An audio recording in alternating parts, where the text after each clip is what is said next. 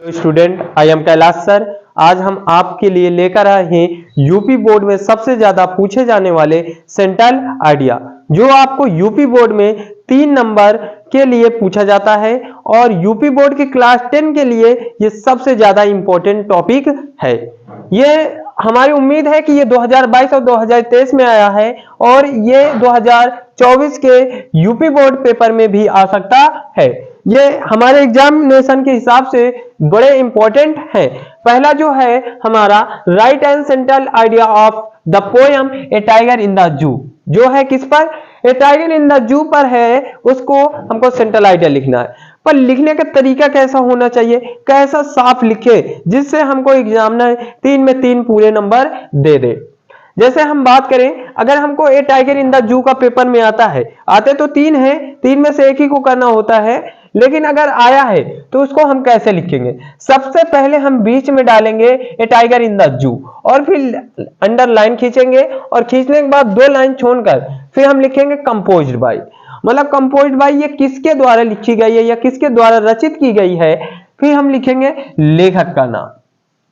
क्या लिखेंगे? लेखक का नाम लिखेंगे जो इस पोयम के लेखक है। जैसे हम बात करें, लेस्लाई नॉरिस है। क्या है? लेस्लाई नॉरिस है इसके लेखक। तो इसके जो पोएट है वो कवि, जिनको बोलते हैं, क्या बोलते हैं? पोएट, मतलब कवि जो हैं इनके कौन है? लेस्लाई नॉरिस है। अब देखते हैं, फिर नीचे डालेंगे अच्छे से काले पेन से। यहाँ तो हम रेड मार्कर का प्रयोग किए हैं, लेकिन इसको डालेंगे किससे? ब्लैक पेन से। ठीक है, ब्लैक स्केच से या ब्लैक पेन से डाल लेंगे। तो उसको लिखेंगे कैसे? जैसे हम बात करें, इन दिस पोयम, इस कविता में, the poet want to convey that it is cruel to keep the wild animals in a small cell of the zoo. कवि कह रहे हैं, the poet want to convey, जो कवि है वो आपको बताना चाहते हैं दैट कि इट इज क्रूएल, ये बड़ी ही निर्दय की बात है। To keep the wild animal, एक जंगली पशु को कहां रखना? इन द स्मॉल सेल, एक छोटे से सेल में रखना। ऑफ द जू, चिड़ियाघर के, चिड़ियाघर के छोटे से जेल में एक जंगली जानवर को रखना एक निर्दयता की बात है। अवे फ्रॉम देयर हैबिटल, और उसे हम किससे दूर रखते हैं? उसके नेचुरल हैबिटल, उसके प्रकृति आदतों से दूर रखते हैं। फिर क्या है? They feel angry, helpless and unhappy, जिससे वो क्या महसूस करते हैं? दे फील, वे महसूस करते हैं, एंगर, क्रोध महसूस करते हैं, हेल्पलेस, असहाय महसूस करते हैं, एंड अनहैप्पी, और असुख महसूस करते हैं। एंड रिमेंबर, और ये हमेशा याद रखते हैं, देयर लाइफ, जो उनका जीवन है, and environment in the forest, कि उनका जो क्या है? एनवायरमेंट इन द फॉरेस्ट, कि उनका जो जीवन है वो कहां? वो जंगल के पर्यावरण में व्यतीत होना चाहिए। ये यहाँ चिड़ियाघर में क्यों व्यतीत हो रहा है? तो वही कवि जो है हमारे लेस्लाई नॉरिस जो कवि हैं, वो हमें इस पोयम के विषय में, इस जो ये सेंट्रल आइडिया है उसको, मतलब सेंट्रल आइडिया का मतलब ही समझो, जो पोयम का जो सारांश है उसको यहाँ पर बताया है कि जो एक जंगली जानवर होता है उसको हमको चिड़ियाघर के छोटे से एक जेल में नहीं रखना चाहिए। अगर ये हम रखते हैं किसी जानवर को तो वो एक निर्दयता की बात होती है, क्योंकि हम उसकी खुशी और उसकी जो आदतें होती हैं उसको हम उससे दूर रखते हैं। जो उसके लिए क्या होता है? असुखद होता है, जो उसके लिए दुख की बात होती है, और उसको किससे दूर रखते हैं? उसको जंगल के पर्यावरण से भी दूर रखते हैं। उसमें कवि ने बताया है, जो 2022 और 2023 में सबसे ज्यादा पूछे जाने वाला क्वेश्चन है। दूसरा है जो सेंट्रल आइडिया, वो है डस्ट ऑफ स्नो। इसका एक और है इस लेखक के, जो है आइस एंड फायर। कौन सा एक और है? Ice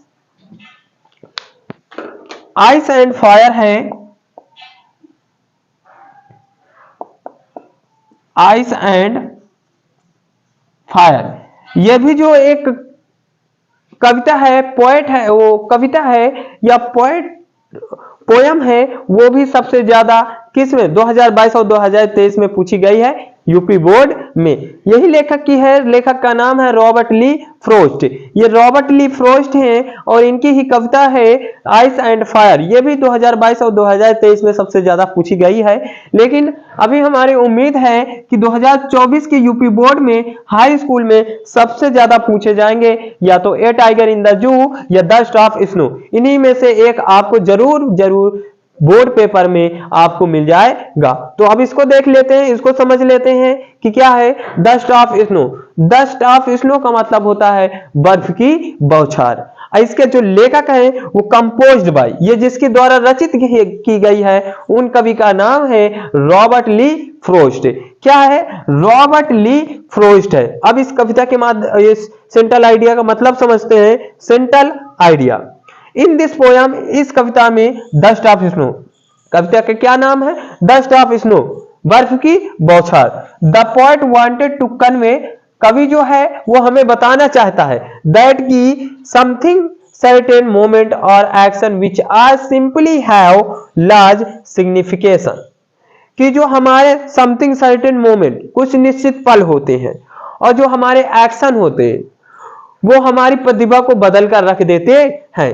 they can change the mood, जो हमारे मन को बदल देते हैं, और लाइफ अवर ए पर्सन, और एक व्यक्ति के जीवन को बदल देते हैं।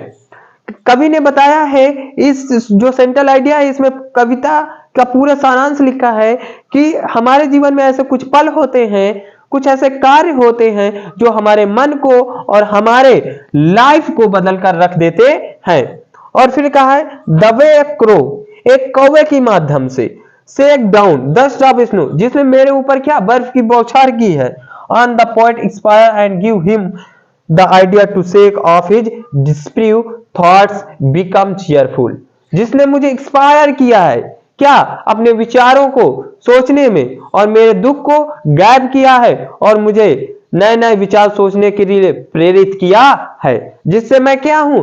बिकम चीयरफुल, मैं आनंदित हो गया हूं। And do something useful on the rest of day, और अपने बचे हुए दिनों में मैं कुछ अलग सा करना चाहता हूं। यह है डस्ट ऑफ स्नो का सारांश जो हमें रॉबर्ट ली फ्रोस्ट ने बताया है इस कविता के माध्यम से, डस्ट ऑफ स्नो के माध्यम से। यह तो हुआ इसका सेंट्रल आइडिया जो 2022 और 2023 में सबसे ज्यादा पूछा गया है, और हमारी उम्मीद है कि 2024 में भी आएगा। आप इनको पढ़िए, आपको ये जरूर से जरूर आपके पेपर में आएंगे। और अगर आपको अच्छी तैयारी यूपी बोर्ड की, हाई स्कूल की इंग्लिश की करनी है, स्पोकन इंग्लिश या लिटरेचर इंग्लिश की करनी है, तो हमारे यूट्यूब चैनल कैलाश सर 1 को फॉलो कीजिए। हम आपको जितनी कोशिश होगी आपको तैयारी की सभी सामग्री उपलब्ध कराने की कोशिश करेंगे। इजी क्वेश्चंस और इंपॉर्टेंट क्वेश्चन जो हर साल पूछे जाते हैं यूपी बोर्ड में क्लास 10 के लिए, और एप्लीकेशन लेटर और अन्य प्रकार की सुविधाएं आपको उपलब्ध कराएंगे।